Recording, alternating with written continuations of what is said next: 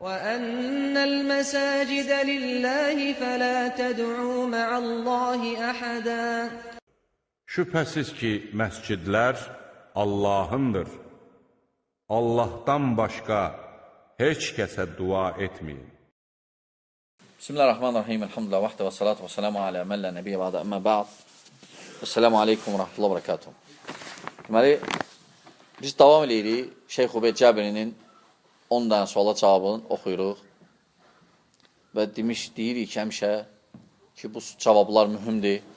Və xüsusən minhəc məsələlərində, xüsusən bu axır söhbətlərdə ki, çoxusuna qaranlıq qalan məsələləri şeyx burada açıqlayır, aydınlaşdırır. Ona görə bu sual, cavaba bir neçə dəfə yaxşı olar ki, qulaq asasan. Ki, məsələlərdən anlayışın olsun, təsəvvürün. Və sonra şeyxdən soruşurlar, Əs-sualu təsi, 9-cu sual. Yara ba'du mən yəddəis sələfiyyətə ənəhu lə buddə minəl əməlil cəma'i və ihtivai şəbəb bihüccəti ənə sələfiyyinə lə ya'məlun və ənə şuğluhumur rudud və ənə fihim şiddətən tunaffir ən-nəs anhum. Fəhəl hədə minəd dəvəti sələfiyyəti fi şey. Yəni, şeyxdən sual verirlər ki, bəziləri iddia edirlər ki, gör ki, sələfilər, daha doğrusu, bəzi sələflər iddia edirlər ki, bəzi sələflərdən iddia edən var ki, gör ki, biz cəmaatla görməliyik bir əməli. Yəni, cəmaatda olmalıyıq, cəmaatla görməliyik. Təbii ki, bu sual, qardaşlar, ümumidir. Cəmaatla görməliyik nə? Partiya qurmalıyıq, yoxsa nə? Bu söz ümumidir. Hizblər əsas belə ümumilərdən işləyir. Ümumiyyətlə, bidət ələmişə ümumən danışır. Yəni, cəmaatla əməl nə? Yəni, partiya düzəldir. Partiya düzəltmək düzgün deyil. Əgər yox, demək istəyir ki, məsələn, məsləhətlə eləmək bir şey dəvətdə zaten problem yoxdur. Əlhamdülillah, alimlər məsləhət eləyir, tələbələr məsləhət eləyir bir-birlərinə. Əlhamdülillah. Və sonra deyir ki, وَاحْتِوَاءِ الشَّبَابِ بِهُجَّ أَنَّ سَلَفِيِّينَ لَا يَعْمَلُونَ. Və həmçinin də şabab deyirəm, cavanlığa da yığmaq məsələsi. Cavanlığa da yığmaq məsələsi. Cavanlığa yığmaq belədir ki, düz deyə, yəni, sən nə məqsədlə cavanlığa yığırsan? Nə? Yəni, cavanlarda güc var, nə? İnqilab eləmək istəyirsən, yoxsa cavanlığa yığırsan, nə üçün? Əgər yox, cavanlığa yığırsan, islah olmaqları üçün və s. Əlhamdülillah. Yoxsa, məsələn, cəmaatla əməl və cavanları yığmaq və s. Yəni, məqsəd cavan olmamalıdır, məqsəd dəvət olmalıdır. Məqsəd hansısa partiya olmamalıdır. Və sonra deyir ki, bihüccə ənə sələfiyyinə lə yəmalun. Ki, dəlil gətirirlər ki, gör ki, sələfilər heç dələmir. Yəni, bəzilər var, məsələn, hizbilərdən, məsələn, görürlər ki, tovhidə dəvət heç nədir. Yəni, gör ki, sələflər heç nədir. Deyirlər, gecə gündüz danışırlar, şirk bidə. Gör ki, bu heç nədir. Aydındır. Yəni, bunlara görə heç nə, nəsə eləmək, partiya qurmaq lazımdır, cavanlığa yığmaq lazımdır, partiya özünün çox olmalıdır adam. Aydındır. Elə bir ki, seçkilər zədə hazırlaşırlar. Ona görə onlar çoxluğa fikir verir. Hizbilərin əlamətlərindən də o. Hizbilərin əlamətlərindən o ki, çoxluğa fikir vermək, şey eləməmək ki, birdən ətrafından gedər adamlar və s. O hizbilərin xas olan sifətlərdəndir. Və sonra şeyx sual verilir. Hələn bu sualdır. Və ənə şuğuluhumur rudud. Və sonra ittiham edirlər ki, və sonra deyirlər ki, sələflər ancaq işləri, gücləri rədd eləməkdir. Və bu da yalandır. Yəni, yalnız iş güc rədd eləmək, o da düzgün deyil. Əlhamdülillah, başqa məsələlərdən də danışırlar və rədd də lazım olanda verilir. Hətta belə fərz eləsək, səhər axşam rədd eləyib. Ehtiyac olsa burada nə var ki? Sünnəni qorumaq üçün. Deyir, Şeyxülislam İbn Teymiyyə. 700-ə yaxın kitabı var, hamısı rəddir.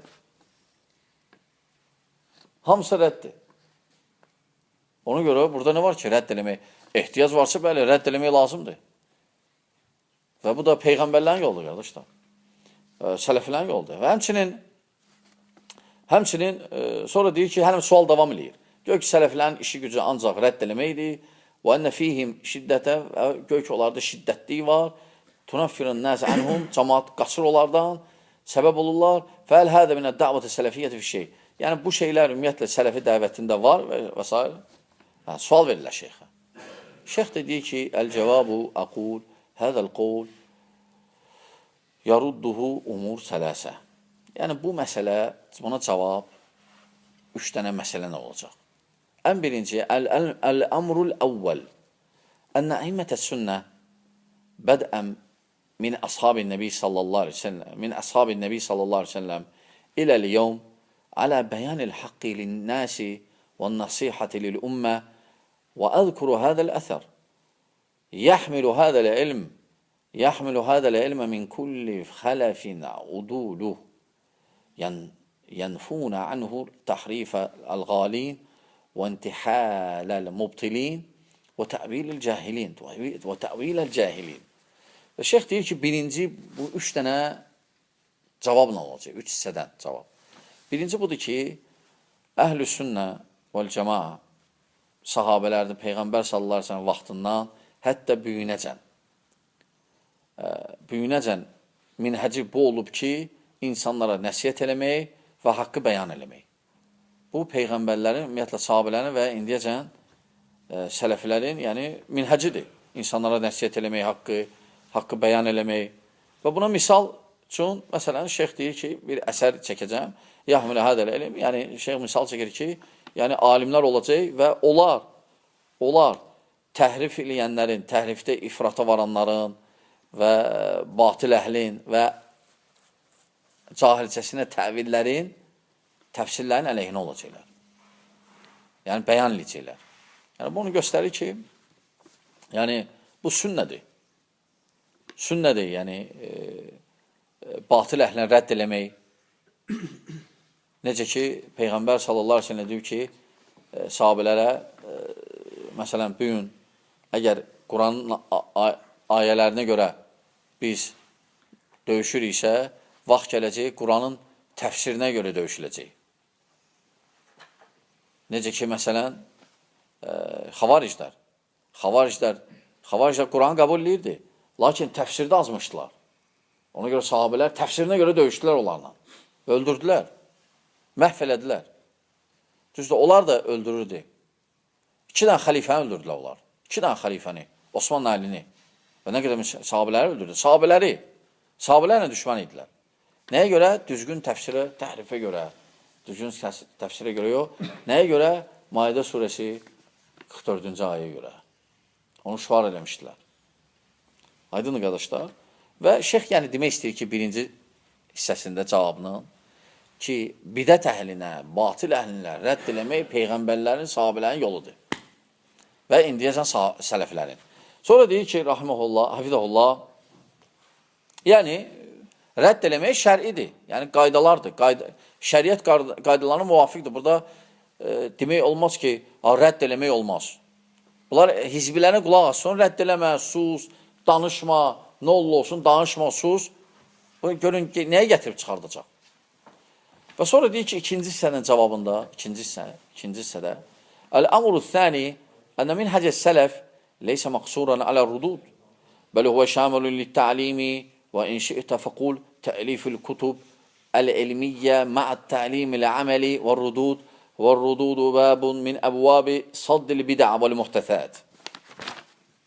Yəni, şeyx buyurur ki, rahiməhullah, hafizəhullah, yəni, həmçinin ikinci hissə, cavabın ikinci hissəsində ki, ümumiyyətlə, sələf minhəci bir dənə rəddlərə bağlı deyil ki, rəddənlə bitmir. Elhamdülillah, şamildir, təlim də var orada, hər şey var. Elm, kitablarını təlif eləmək, öyrətmək və həmçində rədd var. Rədd də var.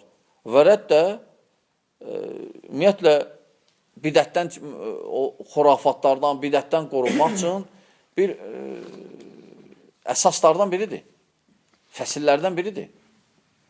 Və həmçinin sonra şeyx buyurur ki, üçüncü hissədə, əl-əmru thəlis, ənəhu lə yücəd alimun fi mən araftu yəqtəsiru fi tənbihi nəs alə raddi fəqat. Bəli huvə camiun beynəl əmreyn. وإن كان أحيانا يغلب عليه الرد لأن الحال عنده يقتضي ذلك. Yəni şeyx deyir ki, üçüncü də həmçinin mən belə alim tanımıram ki, ancaq rəddlərlə məşğul olur. Və elhamdülillah rədd eləyir, elm də öyrədir. Sadəcə ola bilər rədd biraz tərəfi çox gəlsin. Lakin bu da nədir? Lənnəl hal indahu yaqtadi zəlik. Yəni vəziyyətə görə. Yəni vəziyyət tələb eləyir ondan, rədd eləyir biri çox. Burada nə var ki? Yenə deyirəm, misal da Şeyxülislam İbn Teymiyyə. Və sonra buyurur şeyx: وبهذا تعلمون أن صاحب المقولة على خطأ وعلى خطر. Və ona görə deyir ki, bu cür fikirləşənlər hansı ki, göy ki, sələfi dəvəti ancaq rəddlə məşğuldur və göy ki, şiddət var, göy ki, və s. rəddi şiddətli görür. Bəzilər rəddi şiddətli görürlər, hizbilər. Ona görə bu saat rədd eləyirsən, həddadi deyirlər sənə. Düzdür, biz qəbul eləmirik həddadiliyi. Həddadiliyi azmış bir firqədir. Xavariclər kimi. Amma o demək deyir, rədd elədin, sən dərhal həddad olsan. Da belə də yox da. Hə, ona görə şeyx deyir ki, hafizallah, yəni bu cür fikirləşən təbii ki, xətadır, fikirləri və təhlükəli yoldadır. Yəni azmaq yolundadır. Və ənəhu yuridu təlfiq, bəl ma əzunnuhu illə və yuridu təsəttur على أهل البدع والضلال وإن أحسننا الظن به قلنا إنه جاهل لا يحسن الدعوة إلى الله على بصيرة بل هو من أهل الجهل بالمنهج الحق في الدعوة إلى الله أو هو من أهل الضلال والانحراف والتلفيق في المنهج. Yani şeyh diyor ki hafizahullah, yani bu cür fikirləşən təbii ki, xəta fikirləşib, səhv onun fikirləri və burada ola bilər ki, bidət əhlin gizlətmək üçün, bidət əhlin yaxınlaşdırmaq üçün bu cür deyir, bu cür fikirlər söyləyir. Lakin, əgər lap tutaq ki, yaxşı zəndə olsaq ondan, ola bilər cahildir belə deyir, cahildir və Allah Taala'nın yoluna elmlə dəvəti başa düşməyib və görsənir ki, həmçinin sələfin minhəcinə görə cahildir, sələf necə dəvət edib Allah yoluna, o minhəcdə də cahildir və ola bilər doğrudan da adam xarabdır, yəni zəlalət əhlidir və s. Sadəcə bu cür ümumi şuarlarla, sözlərlə gizlədir öz minhəcin. Öz minhəcin. Aydındır qardaşlar? Və belə şeyx cavab verir. Hafizahullah və inşallah qalır bizdə nə? 10-cu sual, axırıncıdır. Onunla biz, əlhamdülillah bu, yəni şeyx Hafizahullahın faydalı cavablarını qutarırıq, bitiririk. Sonra inşallah baxarıq, davam edərik başqa nəsə kitab. Allah subhanət hələ bizi faydalarından etsin. Esselamu aleykum və rəhmətullah və bərəkatuhu.